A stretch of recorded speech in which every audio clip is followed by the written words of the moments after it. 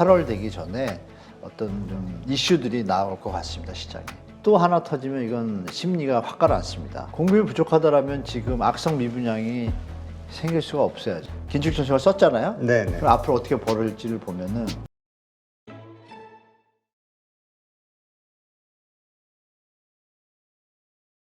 오늘 모신 분은 더 크래시 저자시죠? 한문도 교수님 모셨습니다. 안녕하세요. 네, 안녕하세요. 네, 이제 드디어 총선이 끝났고요. 네, 이제 네. 부동산 정책과 관련해서 이제 뭐 어떤 불확실성이랄까요? 이런 것들은 다 이제 끝난 제거가 된 걸로 봐야 될까요? 그렇다고 봐야겠습니다. 일단 시장에서 뭐 이번 뭐 포퓰리즘이니 뭐니 뭐 여러 가지 말들이 많았지만 여러 가지 대책들이 좀 많이 나왔잖아요. 융단 폭격 수준으로. 네. 그 중에서 뭐 GTX라든지 또 뭐 경부철도 뭐 지하화부터 해가지고 재건축 재개발 여러 가지 나왔는데 일단 여야가 같이 공동으로 한 내용들은 조금 추진 가능성이 있겠죠. GTX 연장선에 대해서 뭐 야당도 반대하는 건 없으니까 가능성은 있으나 재원이 부족해서 좀 체크를 해봐야 되고요. 여러 개 항목을 주요한 걸 제가 적어놨습니다. 지금 말씀드린 GTX는 좀 빼고요. 뭐 다들 아시니까 여야가 합의한 사항이기 때문에 여야가 반대한 것들은 이제 결과가 이제 총선 결과로 인해서 다수당이 야당이 됐기 때문에 여당이 주장하는 것들이 관철되기가 쉽지는 않겠죠. 아, 그러면 이건 정책 기대감이 살아있는 정책들이라고 봐야 되나요? 이제 죽게 되는 거죠. 도리 얘기하면 기대감이 만약에 집권 여당이 다수당이 됐더라면 집권 여당이 던졌던 뭐 규제 완화라든지 이런 부분들이 좀 더 속도감을 낼 수 있을 텐데 그 부분이 이제 야당 입장에서는 국민의 뭐 안정과 어떤 뭐 투기 방지 이런 쪽에 어떤 포커스가 다르기 네. 때문에 박상호 장관이 얘기했었죠. 뭐 지금 뭐 여름이 왔는데 겨울을 걱정할 때가 아니다. 그러니까 시장이 안 좋으니까 투기 걱정할 때가 아니다. 이렇게 얘기를 했지만 야당 입장에서는 지금도 집값이 높은데 또 투기를 조장하는 정책 규제 하나를 하면 문제가 된다라고 의식을 갖고 있기 때문에 그 부분이 이제 상충됩니다. 그러니까 결론은 이제 법을 통과해야 되는 부분하고 시행령은 아시겠지만 국무회의를 거치면 이제 대통령이나 이제 정부 기관에서 발표를 하면 바로 국무회의 거쳐가지고 통과되면 시행이 돼요. 근데 법사항은 이제 국회를 통과해야 되잖아요. 그래서 여기 그림에서 보시는 것처럼 120 대책하고 319 도시혁신 방안 주요 내용들인데 크게는 재건축하고 이제 세금 문제죠. 크게 보면 그걸 이제 하나하나 뜯어보면 이렇습니다. 재건축 안전진단은 도시민 주거환경정비법. 안전진단 없이 뭐 이래가지고 한때 뭐 시끄러웠었잖아요. 뭐 다 전국이 이제 재건축한다 이랬는데 그게 일단은 좀 벽에 부딪혔습니다. 네. 이것도 법을 통과해야 되기 때문에 초과이익 환수도 마찬가지고요. 제초안법인데 이건 시행령으로 약간 금액은 완화할 수 있지만 임대차법 폐지를 좀 내세웠었잖아요. 이 부분도 일단 물 건너갔죠. 그리고 공시가격 현실화폐지고 부동산 공시법을 바꿔야 돼요. 이것도 그대로 그냥 이어집니다. 그러면은 공정가액 비율로 지금 세금을 낮춰주는 그 보완장치로 지금 세금을 약간 완화시켜줬지만 전체적인 그림은 뭐 법을 고칠 수가 없기 때문에 또 야당이 이쪽을 계속 유지하고 있습니다. 그렇기 때문에 다주택 세제 중과 완화도 제가 볼 때 원론적으로는 반대인데 야당에서 혹시 경기가 더 죽게 되거나 집값이 만약에 더 하락하면 아마 조금 완화할 수도 있을 거예요. 살리는 측면에서. 단기 임대사업 부활도 이거 민간임대특별법인데 이미 실패를 했던 정책이잖아요. 네. 투기만 조정하고 집값만 올렸다. 그래서 이것은 뭐 되게 힘들 것 같고요. 재개발 노후도 완화는 시행령이에요. 그래서 이건 뭐 자동으로 되는 거고 우리 시청자분들이 많이 관심 있는 시장에서 실거주 의무 폐지. 이 부분을 일단 여야가 합의를 했죠. 3년간 유예를 일단 의결을 받기 때문에 일단 안 되는 쪽에서 지금 완화했다고 야당에서 하기 때문에 다수당이 야당이니까 이거는 3년간 유예 이걸로 그냥 일단 결정돼서 다음 대선까지는 이어질 것 같습니다. 그래서 시장에서 정부에서 던졌던 재건축 완화라든지 어떤 투자 활성화 이런 개념들의 대책들은 일단은 다 스톱 상태라고 보시는 게 좋을 것 같습니다. 그렇다면 시장에는 호재보다는 악재로 작용하는 거로 보시는 게 낫겠죠. 그러나 무주택자 입장에서는 호재인 거죠. 안정적인 주택시장의 펌핑 역할이 사라졌기 때문에 그런 양면성이 있다는 거 보시고 여하튼 야당이 됐기 때문에 시장이 그렇게 활성화 정책에 힘을 받기에는 어렵다라고 보시는 게 좋겠습니다. 지금 여야가 합의해서 시행되는 정책 가운데서 우리가 좀 기대감을 가질 만한 것들은 뭐가 있을까요? 일단 헤드라인 쪽으로는 뭐 일기 신도시, 노후계획 도시인데 그게 사실 내면을 들여다보면 사실 사업 진행의 어떤 속도라든지 사업의 수익성이 좀 담보가 되지 않았어요. 그래서 네. 지금 분당 일대의 일산도 마찬가지고요. 분양 거래 가격이 상승을 못하고 도리어 하락으로 좀 비중이 많아지는 경향이 좀 생기고 있습니다. 그래서 이 부분이 제가 볼 때는 크게 힘을 못 받을 것 같다. 관심 많았지만 그리고 이제 GTX 연장선에 대해서도 관심은 되게 많은데 김포 부천은 좀 난 것 같아요. 그 D 연장선은. 그런데 나머지 선들은 그 예산이 확정이 안 됐고 134조 추정인데 더 들어가거든요. 나중에 하다 보면.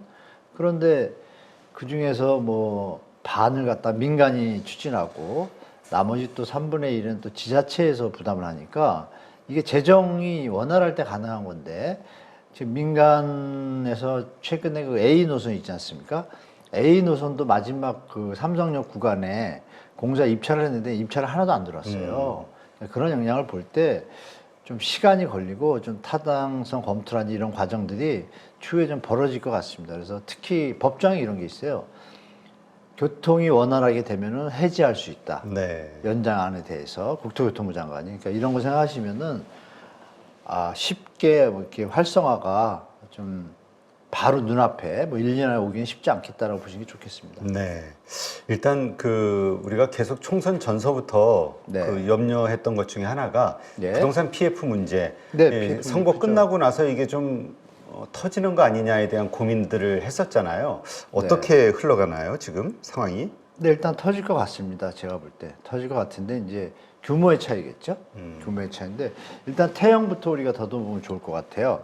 태형이 3월 13일이었죠. 이제 한 달 안 됐는데, 자본 잠식 터지고 나서 뭐 주식거래 정지 들어갔고, 여기 제가 좀 설명을 드리면, 이 태형이 3월 13일 날 자본 잠식이 됐잖아요. 네네. 정지됐고, 21일 날 삼정회계법인에서 감사를 거절합니다. 뭐 네. 대표님이 잘 아시겠지만 이거 상장 폐지의 심사 대상이거든요. 그렇죠. 이런 것들이. 그러니까 이제 좀 안 좋다는 얘기죠. 그리고 기업 구조 개선 계획을 4월 11일까지가 원래 제출 기한인데 일개월 연장해 달라고 했어요. 그러면서 5월 11일인데 지금 예측으로는 4월 3주쯤에 될 것 같은데 그래서 4월 2일 날이요. 안진 회계법인이 현장들 실사 마무리를 다 했습니다. 그리고 3일 회계법인이 기업 구조에 대해서 실사회계를 했고요. 채권자하고 대주단이 따로따로 회계법인을 추천해서 가지고 삼정 회계법인이 원래 두 개 다 할 건데 거절해 바람에 새로 추천해서 만들었고요. 보시면 4천억은 이미 투자가 됐어요. 근데 이 조건도 은행 대주단이 일단은 KDB가 먼저 투입을 했는데 채권단이 추후에 7천억을 더 출자하자 이런 계획을 넣어놨어요. 네. 근데 과연 채권단들이 이거를 자본을 더 투입할지를 아직 모르잖아요. 그게 이제 4월 3주쯤에 이제 회의가 열려요.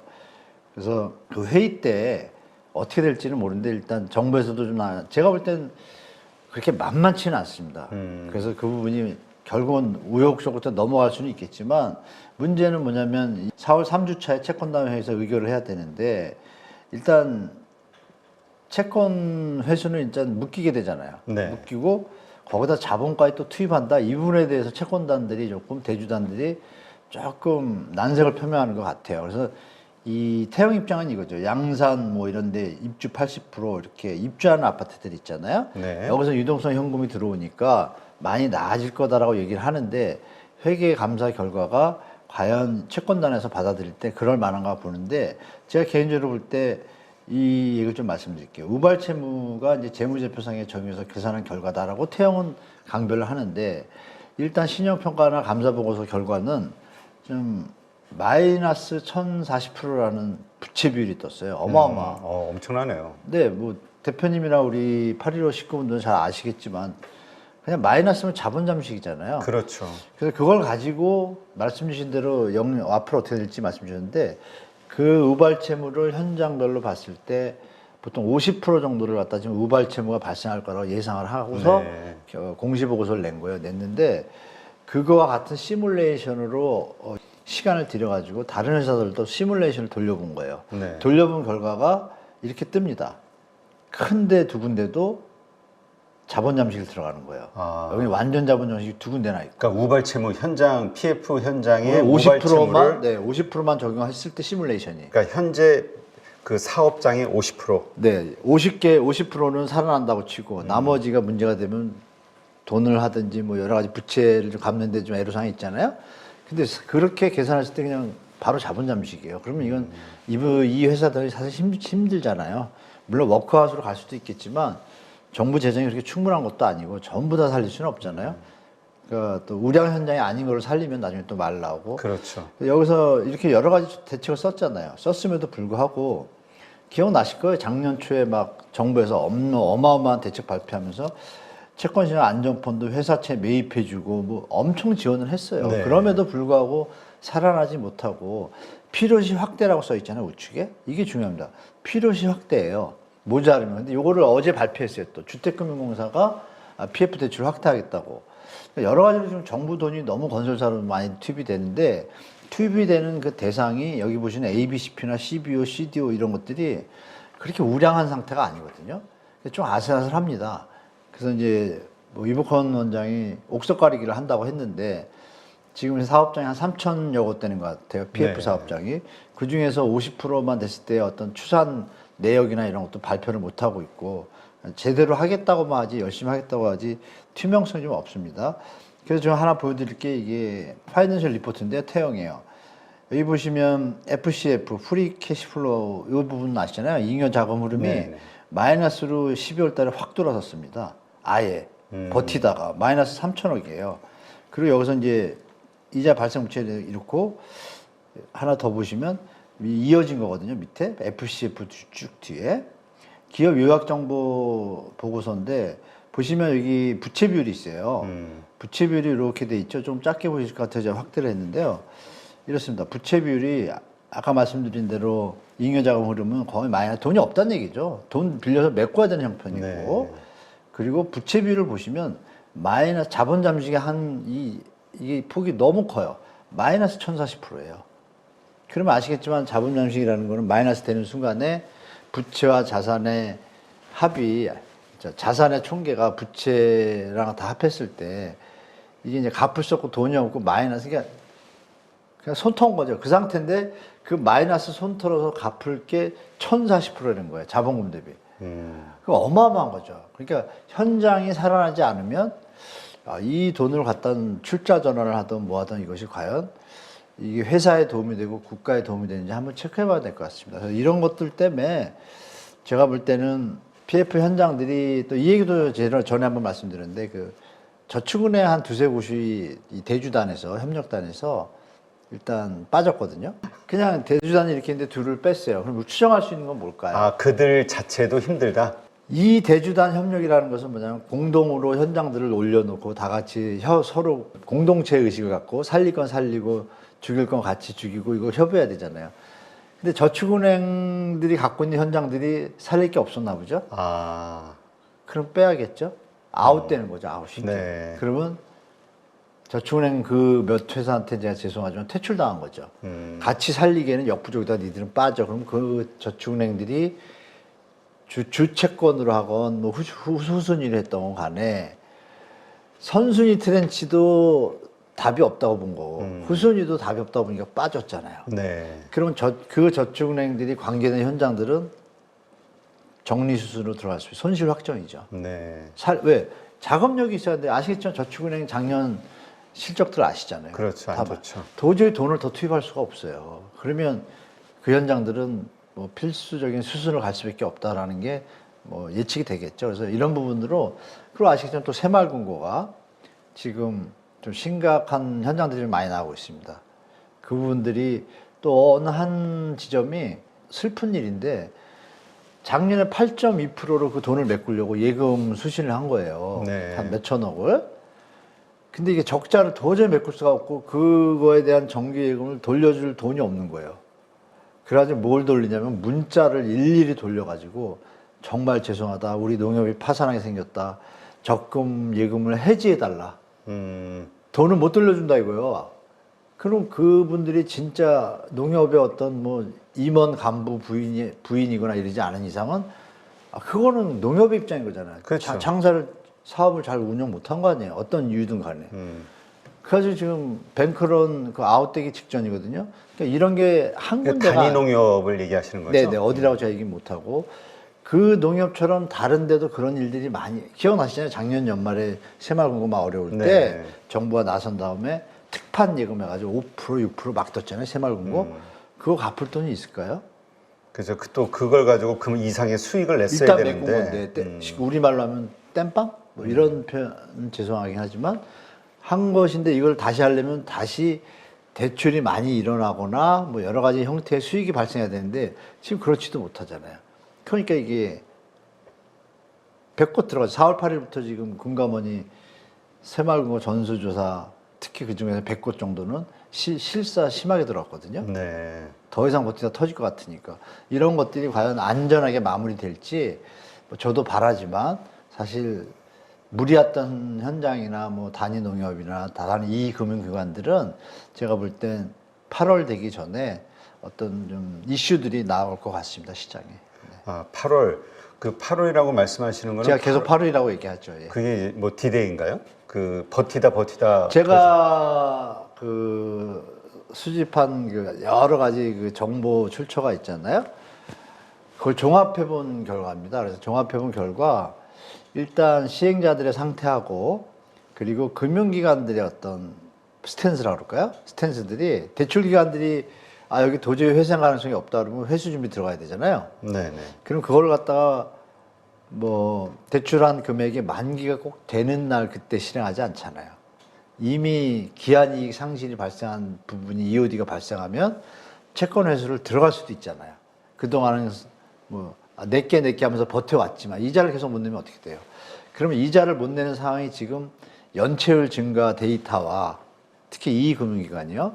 연체율 데이터 증가와 영업 상황과 대출 기간의 형태를 다 봤을 때 8월 달 돼서 어느 정도의 윤곽이나 결정을 해야 만기가 보통 10월, 11월에 몰려 있거든요.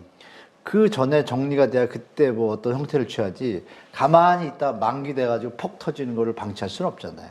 그러면 2년 전에 한 게 벌써 1년 반 지났잖아요. 그 시점에 대해서 그 얘기 8월은 왜 나오냐면 시행자분들 있잖아요. 네. 시행자분들의 상태를 제가 좀 얘기를 많이 들어요. 듣다 보니까 10월, 그러니까 그 만기 전에 정리될 것 같다. 8, 9월 뭐 이렇게 얘기하시더라고요. 그래서 제가 8월이라고 얘기하는 겁니다. 8월부터 그런 현장들이 많이 나오기 시작할 거다. 아니면 더 빨리 나올 수도 있겠죠. 근데 정부가 열심히 하고 있으니까 그럼에도 불구하고 치킨집이 100개가 있어가지고 지금 다 장사가 안 되는데 다 살릴 수는 없잖아요. 그렇죠. 그 중에 그 부분들이 8월 달에는 버틴다 하더라도 8월에는 정리가 될 가능성이 높다. 이렇게 말씀드린 거죠. 네. 그렇게 됐을 때, 그러니까 네. 이 부동산 PF 문제가 이런 식으로 불거졌을 때 이것이 집값에 미치는 영향은 어떻게 될까요? 무조건 하방 압력입니다. 왜냐하면 건축비 갖고 현재 주택 가격에 대한 신축에 대해서 분양가가 높으면서 하는데 미분양이 나오기 시작했잖아요. 네네. 수도권이 지금 마이너스 40%입니다. 미분양이요. 발표가 많이 안 되고 있죠. 네. 언론 지형이 좀 문제이기도 하죠. 매도자도 헷갈리게 하고 매수자도 헷갈리게 하는 거죠. 그러니까 거래량이 확 늘질 못하잖아요. 신생아론 거의 30조가 투입이 됐는데도 불을 못 붙잖아요. 그래서 제가 볼 때 이 PF가 딱 터지는 순간 우리 하도 얘기를 미리 들어서 충격이 덜할 수는 있겠지만 그럼에도 불구하고 아까 말씀드린 좀 누구나 알 수 있는 큰 건설회사 네. 이런 데가 만약에 태형급에 또 하나 터지면 이건 심리가 확 가라앉습니다. 아 이건 물론 반면에서는 망해가지고 집 지을 게 없으니까 집이 모자르다 이렇게 또 떠드는 일부 시장 친화적이고 갭투기 이런 분들이 계시겠지만 그건 정말 갭투기성 발언이고 시장을 이제 냉정하게 경제 환경과 심리와 다 비교를 해보면 역대 PF가 터졌을 때 뭐 우리가 9년 11년도에 있었지만 네. 그때 심리는 역대 매수 심리 최저치를 찍었거든요. 그러면 당연히 심리가 더 다운된다는 건 증명된 바 있고 그러면 당연히 시장에서는 신축 분양도 받고 싶어하는 심리도 좀 줄겠죠. 이거 가다 부도 나면 머리 아프리잖아요. 네. 그럼 당분간 전세 살다 이런 또 수요가 늘어날 수 있고 그래서 요새 전세 가격이 약간씩 상승하는 겁니다. 네. 알겠습니다. 그런데 네. 지금 2월 달에 서울 아파트 그 매매 계약 건수가 2,500건에서 3월 달에는 3,100건이 넘게끔 네, 이렇게 아마- 됐다. 네, 그래서 맞아요. 뭐 지금 다시 뭐 청담, 압구정, 서초 이런 강남을 중심으로 다시 가격이 상승하고 있고 거래량이 증가하고 있다. 그래서 다시 아파트 상승, 가격 상승이 재점화되는 거 아니냐, 뭐 이런 뉴스들이 나오더라고요. 뭐 영골 때 이미 한번 당하지 않았나요, 다들? 집값 내일 모레 폭락하고 막 그럴 때인데 똑같은 패턴 아닌가요? 그리고 신고가 띄우고 그때는 이제 전 정부에서는 이제 신고가 띄우는 거에 대해서 좀 압박을 들어가고 수사를 많이 들어갔지만 네. 이번 정부는 약간 방치하는 느낌이 들죠. 요번에 나온 뭐 그 갑자기 30억 뛴 거 있잖아요, 압구정 신고가. 네네. 신문에 도배했잖아요. 우리가 이제 망각의 동물이다 보니까 또 들썩이나 이렇게 트라우마가 있는데 또 그런 경우가 아닐지 우리가 의심해 봐야 증여, 되고. 사실상의 증여. 근데 아니면- 끼리끼리 증여라고 볼 수도 있죠. 거래 형태지만. 네네. 그죠? 그러면 짜고 치는 고스톱이잖아요. 그게 과연 그 정도의 가치가 있는지는 아무도 모르잖아요. 그리고 이 신고가들이 많이 나온다 하는데 최저 하락의 어떤 폭이 넓은 거래도 많습니다. 제가 서초가 하나 보여드릴게요. 네. 서초 거래가 이래요.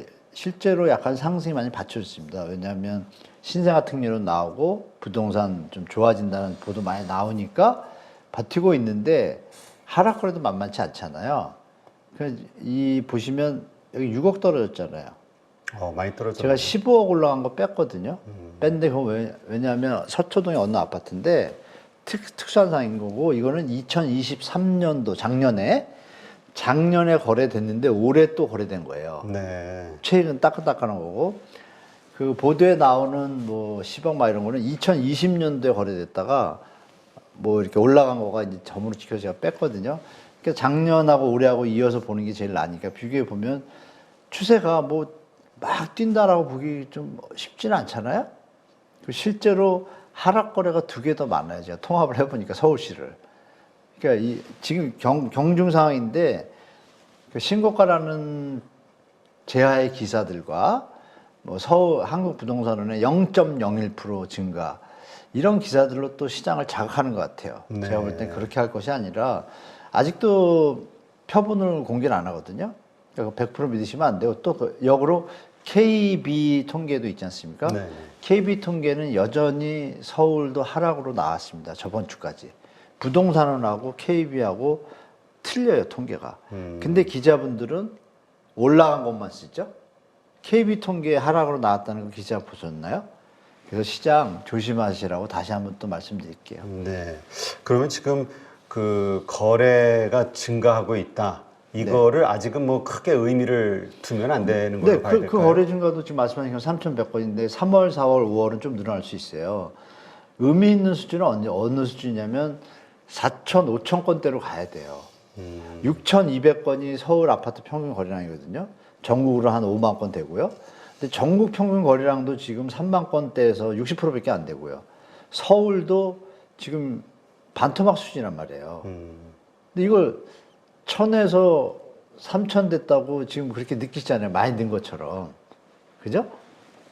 그러면 평소에는 6,200개가 거래가 되는데 시장이 안 오를 때도 오르면은 10,000개씩 거래돼요. 그러면 지금 수준이 이게 신생아 특례론 대출 수요지 정상적인 실수요자들이 돈을 모아서 사는 수요들은 거의 없는 거예요.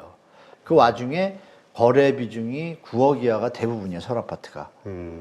70% 가까이요. 그러니까 조금 15억, 20억 이하 가는 아파트들은 냉정하게 들여다보면 거래량이 급하게 줄었고 매물은 또 늘고 있어요. 네. 이런 거 잘 보셔야 될 것 같습니다. 네. 그러니까 평균적으로 한 10,000건 정도가 정상적인. 네네. 10,000건이면 상승 곡선이죠. 상승 6,200건이 정상, 서울 아파트는. 근데 이제 6,200건, 700건이면 평균보다 높다는 건 좋아진다는 거잖아요. 네, 상승 그렇죠. 압력이 강한 건데. 근데 이제 뭐 3,000건 해봐야 큰 의미는 없다. 영클 때 15,000건 찍었어요, 한 달에.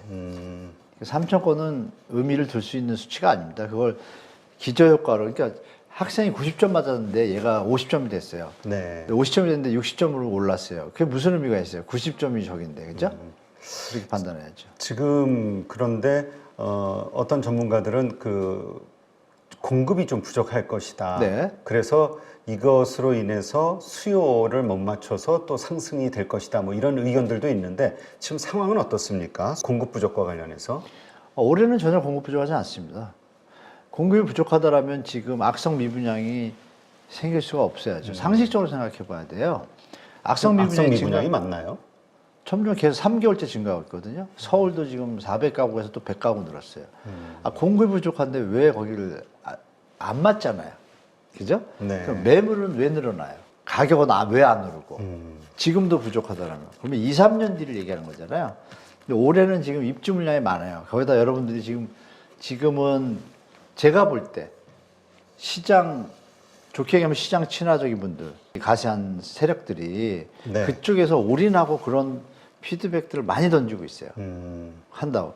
그런데 더듬어 보면 만약에 이렇게 생각하시면 되죠. MB 정부 때요. 네네. 공급량이 서울 아파트 입주 물량이 2012, 13년도 이때 글로벌 금리가 터지니까 그때도 이렇게 못 졌을 거 아니에요?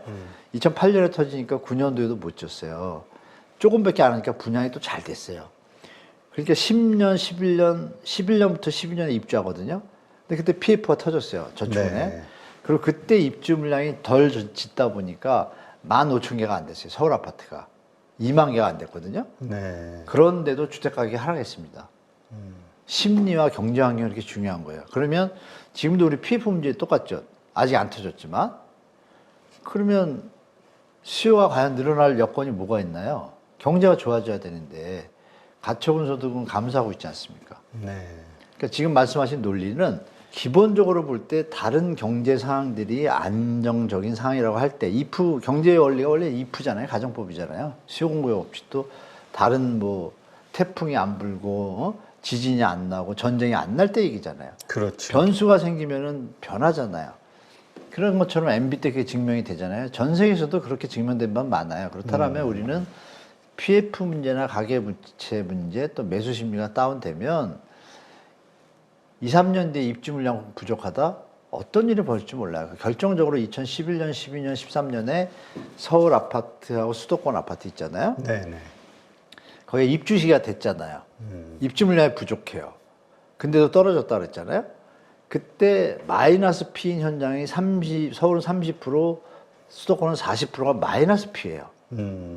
그러면 우리가 예측할 수 있는 게 그런 시나리오도 올 수 있는 거예요. 지금 분양가가 높니 하면서 약간의 투자 세력과 실거주가 다 합친 분양, 청약 분양이 서울은 좋은데 수도권도 조금 갈리고 수도권 이번에 2024년도 들어와서 미분양이 40%입니다. 네. 이런 걸 감안해 보면 미분양이 낮다는 얘기는 수요가 없다는 얘기잖아요. 그러니까 이런 걸 보시면 역풍선 효과가 나올 수 있다 앞으로 그걸 생각하셔서 지금 그 얘기는 모든 게 안정적일 때 맞지만 지금 상황은 녹록치 않다. MB 때의 데자뷰가 벌어질 수 있다. 그렇게 예측하는 시나리오도 한켠에 두시고 시장을 대처하시는 게 좋을 것 같습니다. 네. 마침 오늘 그 금통위가 열렸는데 한은에서 이제 10회째 금리 동결을 했죠. 네. 네. 근데 보니까 가계부채가 조금 줄은 것 같아요. 결국 그 얘기는 집을 사는 이쪽이 좀 안정이 됐다. 네, 증가율이 좀 네, 증가율이 좀 완전히 둔화됐다. 네. 그래서 지금 뭐 100.6% GDP 대비 뭐 그렇다고 하는데 이걸 또 100% 이내로 줄일 뭐 예정이다. 뭐 그렇게 이제 한은에서 이창용 총재는 얘기를 했는데 네. 이러한 현상들 금리 인하 그러면서 이제 뭐 혹시나 그 한 몇 개월 후에는 그 하반기에는 금리 인하가 시작되지 않을까에 대한 기대감 이런 것들 때문에 이게 또 집값을 건드리진 않을까 생각하는 분들도 저는 있더라고요. 뭐 전혀 그렇게 보지는 않습니다. 왜냐하면 우리가 미국보다 금리가 높다라면 얘기가 됐죠. 현재 수준이. 근데 낮잖아요. 미국이 상당 5.5에서 지금 점도표상으로 도트플로트 봐도 최대가 4.5고, 그죠? 아니면 4.75 선에서 머물러요. 올해까지는. 내년에도 이제 상황을 봐야 될 텐데, 최근에 와서는 또 좀 약간 바뀐 패턴이 나오죠. 다시 인상할 수도 있다, 뭐 6%. 왜냐하면 아시는 바와 같이 고용지표 세게 나왔죠. 그 다음 발표된 PPI도 또 생산자 물가도 세게 나왔죠. 그러면 PMI까지 세게 나왔단 말이에요. 네. 그러면 당연히 물가는 인플레이션은 CPI는 올라가는 걸 보면 당연히 또 그렇게 나왔죠. 수순으로 딱 나오거든요. 그러면 잡혀가던 게 다시 펌핑이 된다? 이건 좀 변동성이 좀 크잖아요. 그래서 우리가 생각할 게 만약에 인하해도 제가 하나 뭐 보여드릴 텐데요. 금리 인하가 미국이 한다 할지라도 우리가 3.5인데 네네. 우리가 예전에 한 금리가 역전이 됐을 때 뭐 외화 유출이 적었던 이유는 자금 이탈이 우리 경제가 좋았기 때문에 주식의 수익성이 높았기 때문에 그냥 외환이 머물러 있었어요. 네. 자동차 반도체 잘 나갈 때니까. 근데 지금은 조금 예전 같지 않잖아요. 그러면 미국이 5.5% 준다는데 미국이 한국에다 3.5% 투자할 일이 있습니까? 없잖아요. 빠져나가야 정상인데 아직도 뭐 2차 전지라든지 이런 것 때문에 유지하고 있는데 지금 환율이 지금 계속 오르잖아요. 왜 오르죠? 우리나라의 어떤 경제 펀더멘탈이 약해진다고 해외에서 판단하고 있는 거잖아요. 물론 여러 가지 미시적인 다른 요인도 변수가 있지만 제가 드리고 싶은 말씀이 이거예요. 만약에 따라가지고 0.5를 내린다고 가정을 할게요. 근데 시장 금리가 그거를 받아낼 수 있냐? 저는 그렇게 쉽지 않다고 봐요. 그래서 미국의 어떤 사례를 보면 여러분들이 요번에 금리 인하에 속지 말아셔야 될 게 미국, 제가 그림 하나 보여드릴게요. 네. 긴축 정책을 11번 썼는데 그동안 65년 이후에 제대로 소프트 랜딩, 경착륙이냐 연착륙 할 때 소프트 랜딩 된 게 여기 두 개 있어요. 소프트, 소프티시. 요 해가 언제냐면 1995년 요때예요. 그럼 이제 다음 그림을 제가 보여드릴게요. 다른 건 다 결국은 했는데 경착륙이 됐다는 얘기예요. 근데 지금 긴축 정책을 썼잖아요. 네네. 그럼 앞으로 어떻게 벌어질지를 보면은 우리 시청자들이 볼 건 이 대목입니다. 지금 올라가서 쏜 상태에서 지금 모르잖아요. 모르는데 네. 이 회색이 다 경제 침체 둔화 위기가 터진 건데 이때가 95년이에요. 네. 쭉 올려요. 이렇게 쭉 올렸다가 조금 물가가 잡히는 것 같으니까 살짝 내려봅니다. 내리니까 일단 아슬아슬 가다가 약간 또 버블기가 있으니까 다시 올립니다. 네. 요 때가 성공한 때예요. 연착륙에 성공한 때가 이때라는 걸 미 연준 위원들이 다 알아요. 다 알고 있겠죠, 이미 그렇죠. 봤으니까. 데이터가 있으니까. 그러면 연준 위원들이 계속 인하인하 하는 거 그냥 지금 충격을 테스트해보고 다시 올리면 시장이 더 안정적일 거라고 판단하는 거죠. 근데 그 뒤에는 좀 셌죠. 이 IT 버블이 터지면서 그런 거죠. 이게 IT 버블이잖아요. 네. 약간 별도죠, 금리 정책하고. 그러니까 우리가 판단할 건 뭐냐면 이때 3%에서 6.3% 올리고 나서 잘 가다가 여기 경제 위기가 안 터졌잖아요. 그렇죠. 이걸 봤단 말이에요. 안 터진 때가 이때밖에 없어요. 그러니까 이거를 모델링으로 하고 있다는 게 이미 미국 연준 및 뭐 투자회사들이 다 전문가들이 이걸 알아요. 아니까 뭐 JP 모간 그 양반도 엊그제 나와서 인상해야 된다고 그러잖아요. 6%. 괜히 하는 얘기가 아니라 이걸 하느니 투자회사 은행들 입장에서는 피곤한 거예요. 그냥 올렸다 확실히 내렸다 올려서 하기. 확실히 갔으면 좋겠는 거예요. 그래야 자기들이 투자 환경이 편하니까. 네. 머리 아프잖아요. 근데 이거를 중요한 건 파월이 이걸 알고 이거 하고 있다는 그 스멜 있잖아요. 스멜을 갖다가 다른 연준 위원들한테 던졌나 봐요. 그러니까 돌아가면서 딱 보니까 제가 일주일이나 2주마다 각 그 지방 연준 은행장들이 나와가지고 이 얘기를 하는 거예요. 살짝 전문가도 하고. 그러면 아니 땡굴 때 연기가 나는 거 아니잖아요. 때야 연기가 나니까 그 말이 왜 나오는지를 우리가 생각해 보면 이럴 가능성도 예측해야 되는 거예요. 우리 시청자분들은 그죠? 그럼 파월이 요새 보면 나는 폴 볼커를 닮고 싶다. 아서번즈는 절대 따라하고 싶지 않다. 이런 다 뉘앙스 던졌잖아요. 데이터를 엄청 중요시하는 양반이라 이 양반이 그죠? 그렇죠. 그럼에도 불구하고 바이든 재선 때문에 잠깐 내리고 싶은 욕망이 있겠죠. 내려줘야 풀리니까 그죠? 그 부분입니다. 지금 이 금리 인하가 명료하게 인플레이션 지표가 확실하게 잡혔다고 판단 안 하고 있고 데이터라는 표현이 뭐예요? 나중에 이게 탈출구가 돼요. 내려줬다가 다시 데이터가 뜨면 다시 올릴 수 있는 명분이 되잖아요. 네. 이런 거를 우리가 한번 예측해 보시면 미국의 금리 인하가 이제 대표님이 주신 질문 그거잖아요. 금리 인하가 대한민국 집값 전혀 관계없다라고 저는 보는 거죠. 그래서 여러 가지 변수가 너무 많고 우리하고 금리가 역전되어 있기 때문에 쉽지 않은 상황이다. 만약에 그걸 따라가면 대한민국 가계부채 좀 더 오버슈팅 나면 뭐 아시잖아요. 더 위험해질 수 있다. 한국 더 경제는. 크게 터지는 거죠. 뭐 심하게. 네. 지금 부동산 관련해서 가장 우려되는 부분이 시장에서 어떤 것가 있을까요? 지금 보니까 뭐 해외 부동산 투자한 것들, 금융기관들 계속 손실 나고 있죠. 예, 그것이 뭐 부각이 되긴 하던데요. 이제 시작이죠. 지금 미국에 제가 영어는 짧지만 좀 보면 5월 연말에서 내년 2, 4분기까지 그때 좀 몰려 있더라고요. 만기들이 몰려 있고 그럼 그 손실 상태인데 어떻게 처리해야 될 거 아니에요. 우리나라 부동산 PF랑 똑같은 거죠. 대출해준 그 투자자들이 회수를 하려고 하면 경매가 나가는 거고. 그렇죠. 안 하고 더 돈을 투자하든지 그냥 배당 안 받고. 그럼 생각해 보세요. 투자회사가 배당이 안 나고 적자가 나는데 거기다 돈을 묻어두고 고민하고 있겠죠, 지금? 또 이게 나온 지가 한 1년 돼 가잖아요. 1년 동안 고민을 해왔고, 이제 올 하반기에는 정리를 해야겠죠? 그 다른 또 어떤 트리거가 될 수도 있다, 제가 볼 때. 그래서 역으로 이제 그 물건에 대해서 아이러니한 게 대한민국에서는 어느 쪽 사이드에서 좀 있는 분들이 미국 터지면 빌딩 사러 가자고 돈 모이고 있답니다. 아, 그래요? 근데 이게 좀 뭐가 코드가 맞잖아요. 뭐 이런 거 한번 생각해 보시면, 그럼 그 CMBS나 그 CRE 부동산들이 문제가 됐을 때 충격일 때 있잖아요. 그때도 약간 하방 압력이 되겠죠. 그러니까 이런 변동성들이 계속 많으니까 제가 계속 말씀드린 게 올해는 파도가 너무 치니까 쉬었다 가라. 단 뭐 신생아론 그 특별한 어떤 자금 지원이 좀 좋으니까 그거에 해당하는 분들은 5년 뒤에는 변동금리 거 예측하시고 부담이 없으면 해라. 무리해서는 하지 말라는 게 그 뜻입니다. 왜? 변동성이 터지면 2030, 40은 못 느끼셨지만 대표님이나 저는 느껴봤잖아요. 그 오래 갑니다. 몇 년 가거든요. 그렇죠. 근데 지금 상태가 다 데이터들이 약간 임계점에 와 있잖아요. 그럼 이게 뭐 결국은 어떻게 되죠? 끓으면 뚜껑이 열리잖아요. 뭐 그런 거 한번 생각해 볼 필요가 있다고 말씀드리겠습니다. 네.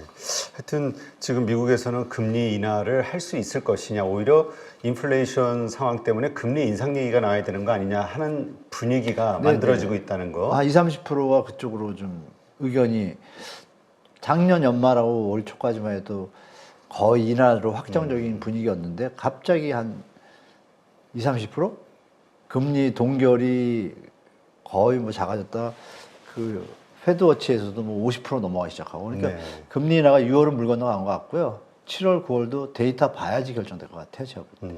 근데 바이든 재선 때문에 어떻게든 액션을 취할 것 같아요. 그죠? 한 0.2 한 번이라도 0.5는. 네. 네, 하여튼 아직 그 미국서부터 글로벌리 그 상업용 부동산부터 시작해서 한국의 여러 가지 이런 이슈들 아직은 살아있는 거고, 맞아요. 네, 이것이 아직 변동성을 크게 키울 맞습니다. 가능성. 그래서 조심해야 된다, 올해까지는. 올해까지는 그런 것 같습니다. 예. 네, 알겠습니다. 하여튼 뭐 말씀 그대로 듣기보다는 또 한번 잘 참고하시면 네, 참고하시면서 또 조사해 보시고, 네, 그리고 집 사시는데 혹은 파시는데, 네, 그 결정하시는데 그 참고하면서 도움이 되시면 좋을 것 같습니다. 네, 오늘도 이렇게 좋은 인사이트 함께 해주신 한문도 교수님 고맙습니다. 네, 고맙습니다.